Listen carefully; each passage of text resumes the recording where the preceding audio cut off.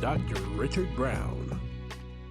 Welcome to Your History and Health Comes First. Viruses versus humans, part one. That's what I'm going to talk about today. You know, we've been fighting this virus now for going on 3 years. 3 years now. Some people thought it was going to be temporary. And at least many of us have been fighting for it. There's been a lot of people fighting against it, a lot of people ignoring it. A lot of people who've been persecuting others for fighting against the virus, including fighting against and persecuting those who are the most knowledgeable about viruses and the disease, like Dr. Fauci. But, you know, going into the third year now, we've got to really focus. It is not over. It's not time to give up. I mean, what is the current status of the battle? And it is a battle. And what does the future look like? So today on my topic of virus versus humans, I'm going to kind of look back and see where viruses came from and look at some history and talk a bit about those who have been fighting against this disease for centuries.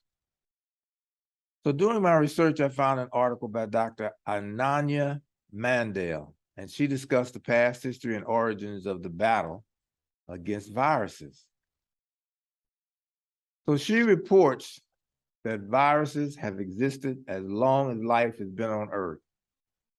My guess is they were here before people inhabited the Earth. They're tiny, they're microscopic. We can't see them without a microscope. And so they're here. We don't know where they are, but we know they're here. And we have to assume that these viruses are everywhere. And as I talk a bit about some of this history, hopefully you will gain an understanding and appreciation for how many microorganisms are out there that we are living with and that we must fight against. So early references to viruses include the rabies, which are found in dogs now. Scientists by the name of Homers is the first one that talked about rabies in dogs. And at the time, rabies in dogs, when they first talked about it, it was known as Mesopotamia. Mesopotamia. Now it's known as rabies. We understand that more than anything. Polio is also caused by a virus. And of course, it leads to paralysis in the lower extremities. Polio may also be witnessed in drawings from ancient Egypt. Now, it was supposedly eradicated in 1979, but here we are in 2022, and just learned yesterday that there's a man in New York who has been diagnosed with polio. Smallpox has been surfacing in recent days, recent months as well. So those people who are not vaccinated against these diseases, against these viruses, will eventually begin to become infected because the virus is out there. It's looking. It is not dead. It is not going away. Now, we fight against it. We thought polio was gone. We think measles and the mumps have been eradicated, but every now and then it crops up because we let our guards down and we don't do what we need to do as humans to keep the fight going. So, talking about smallpox, which is a virus, now it was eradicated a while ago. However, sometimes, and I think in recent news, we hear about a case or two now and then, but as soon as we get them inoculated, well, and isolated, then they go away. Virology. So the study of viruses is called virology. Experiments on virology began in the experiments back in 1798 with a scientist by the name of Jenner. Now, Jenner did not know the cause, but he found that individuals exposed to cowpox did not suffer from smallpox. So he began his first known form of vaccination with cowpox. And he knew that if you inoculate people with the smallpox, cowpox, then they wouldn't catch the smallpox. So that's how they kind of fought it during those early days. So then there was Koch and Henle. Koch and Henle were scientists also that they founded the theories on the microbiology of diseases. So microbiology, biology is life. And so they focused on the microbiology of life, that microorganisms and life that are so small that you can't see with the naked eye. So their theories was that, number one, the organism must be regularly found in the lesions of the disease. So if he has a virus or disease, then the virus had to be in the lesions. Well, we know now that that's not always the case. Secondly, he postulated that it must be isolated from the diseased host and grown in a pure culture. And then thirdly, he hypothesized that inoculation of such a pure organism into a host should initiate the disease and should be recovered from the secondarily infected organism as well. Well, we know those were early theories and they didn't quite pan out to be as accurate as we now know how viruses work. Louis Pasteur, 1881 to 1885. Louis Pasteur was the first to use animals as models for growing and studying viruses. He found that the rabies virus could be cultured in rabbit brains, as a matter of fact, and he discovered that the rabies vaccine was one that he could develop and guard against the rabies that you find in dogs. He worked with the rabbits to develop the vaccine.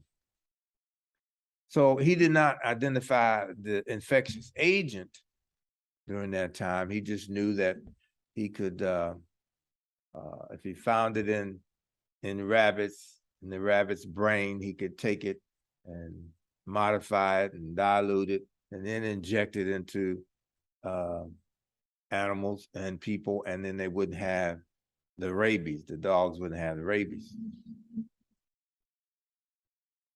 So in 1886 through 1903 is when the discovery of viruses, really took place, and they actually found viruses and they observed viruses and they were able to look at them.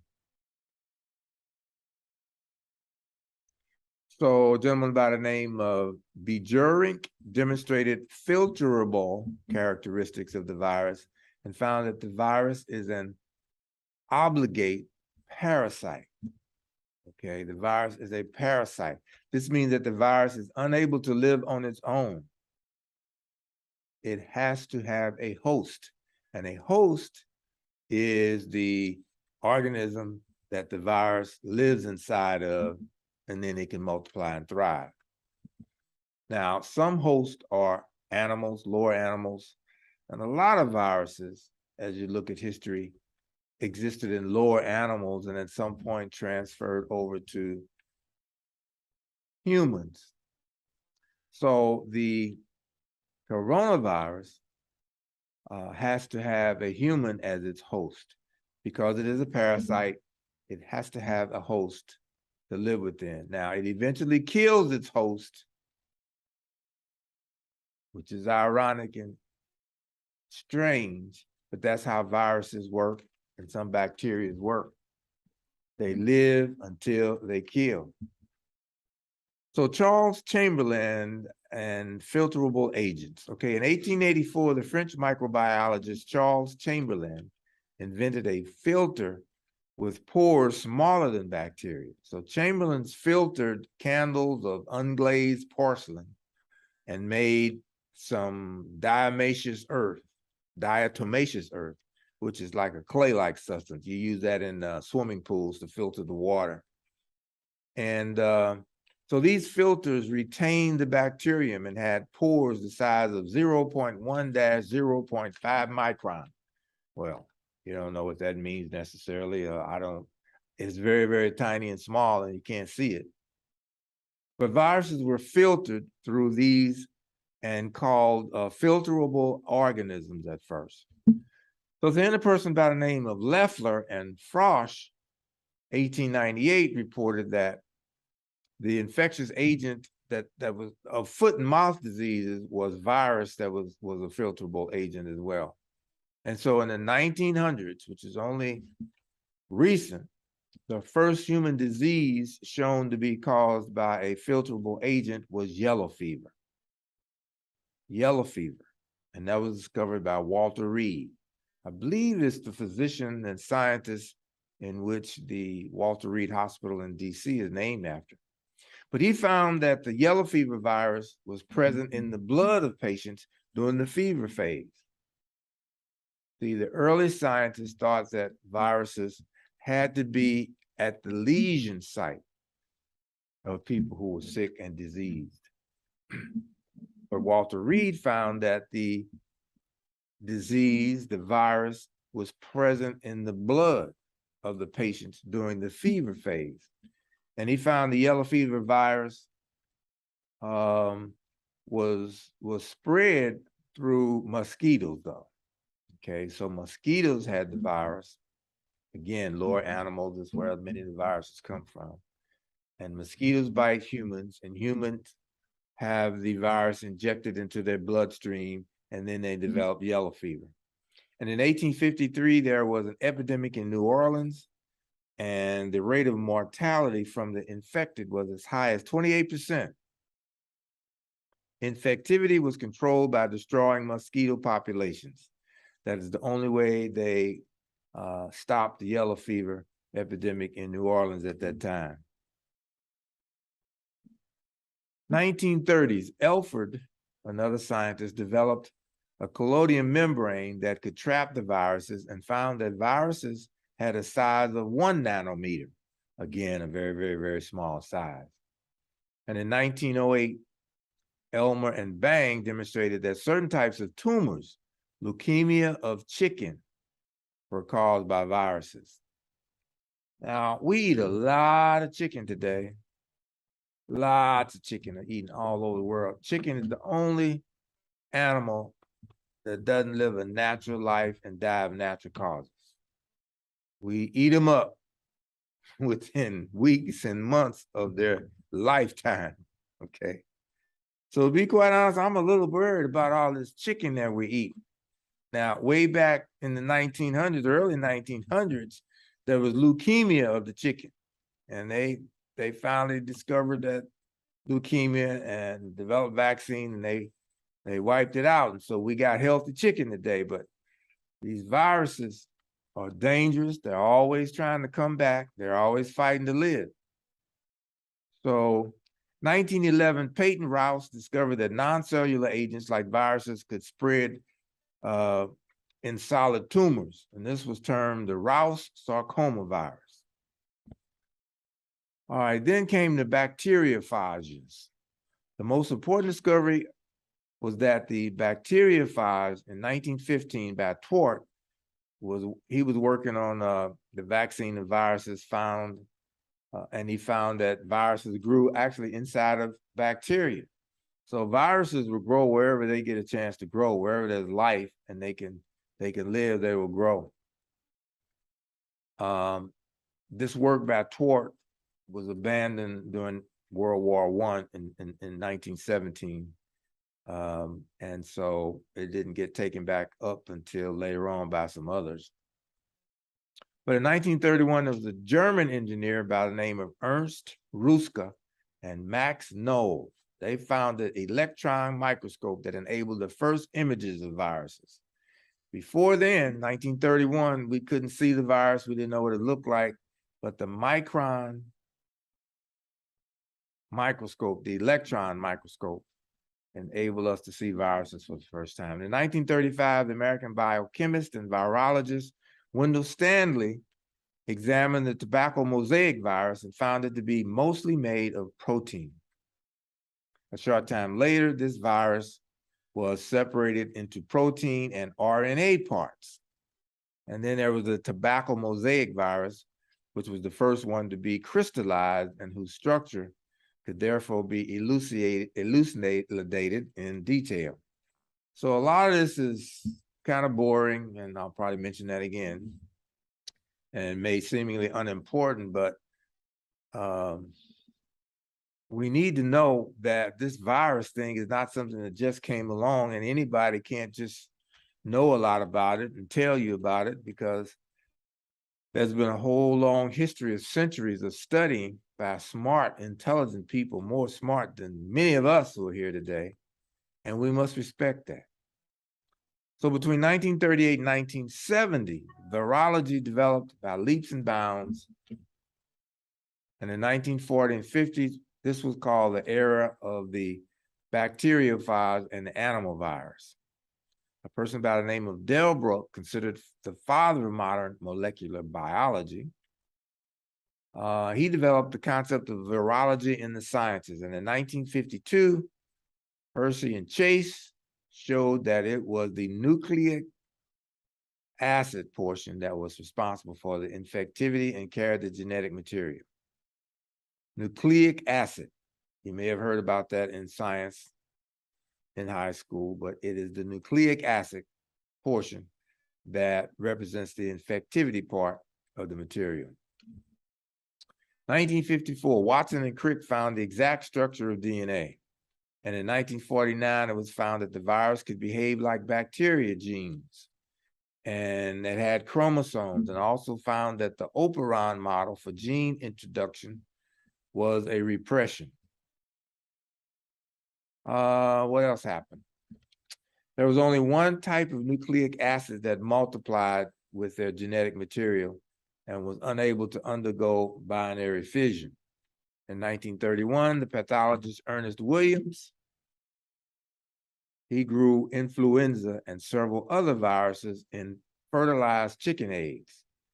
So the flu virus that have been used for many, many, many years, and we get a flu shot every year, most of us, they developed those out of chicken eggs. So if you're allergic to chickens or chicken eggs, you couldn't even take the flu virus, the flu vaccine.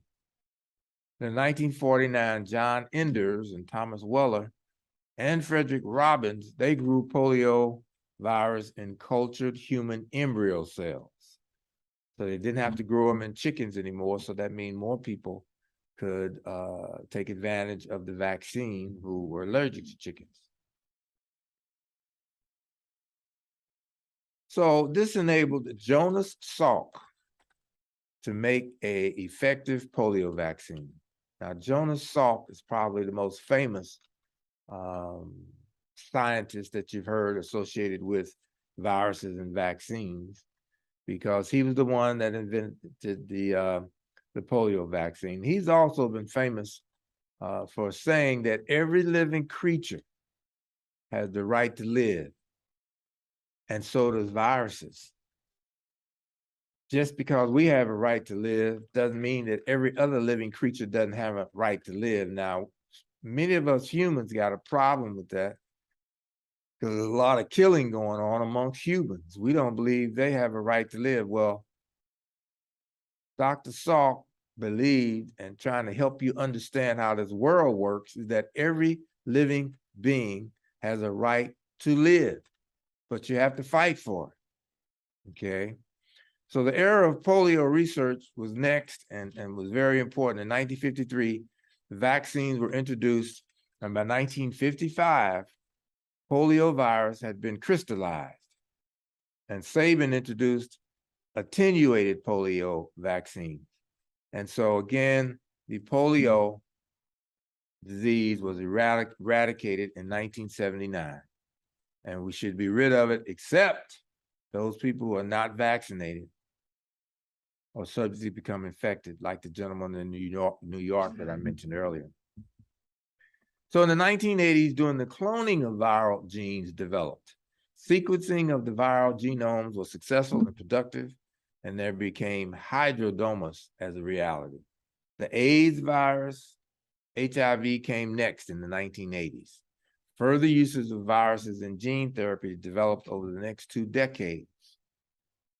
The history is boring, as I've demonstrated, as I mentioned, and is uninteresting to most people. But it's very important to emphasize that viruses have been around for years and years and years. And there's been scientists that have dedicated their lives to developing weapons. Vaccines are the weapons that fight for humans. The vaccines fight for human existence. And they've been doing this over centuries and centuries. And it is astonishing to me how so many people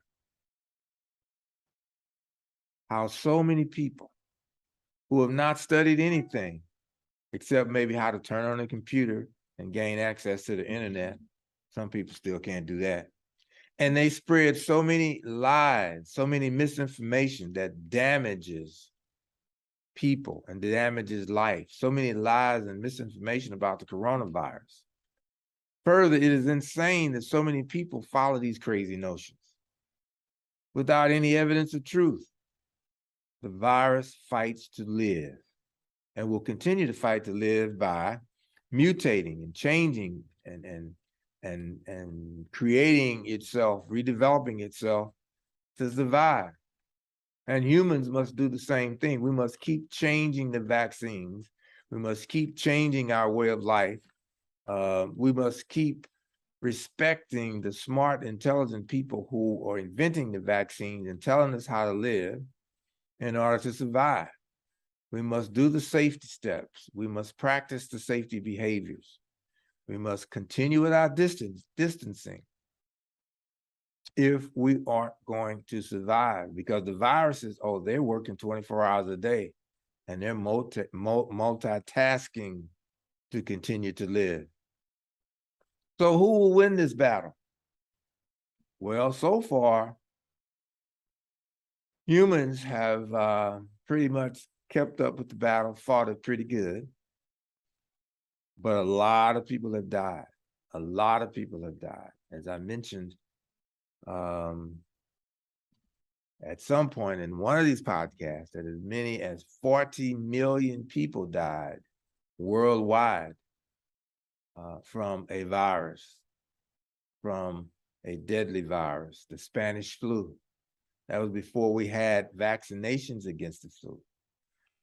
And so that history is important for you to know, for us to talk about, research, study, understand, and then use that knowledge and information to go forward to keep us safe. So I would like to say to all of you, even though CDC has relaxed its changes, it has relaxed its rules, it has decided that we may no longer have to distance as far as we used to, or we may no longer have to use the mask all the time. The virus is still out there. Now, CDC and public health usually focuses on the broad picture and for the greater good of all mankind. But when you get down to the individual level, the poor people, people who are sick, the people who don't have good health care, the people who have predisposed conditions, we have to take care of ourselves.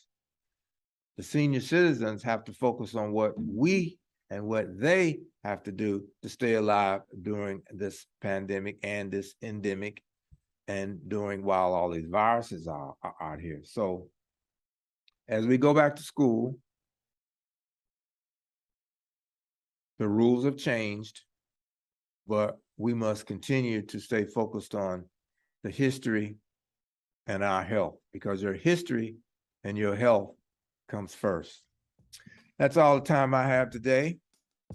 And so, as always, this is Dr. Brown, and I'll see you around. See you next time. Thank you. This has been Your History and Health Comes First with Dr. Richard Brown.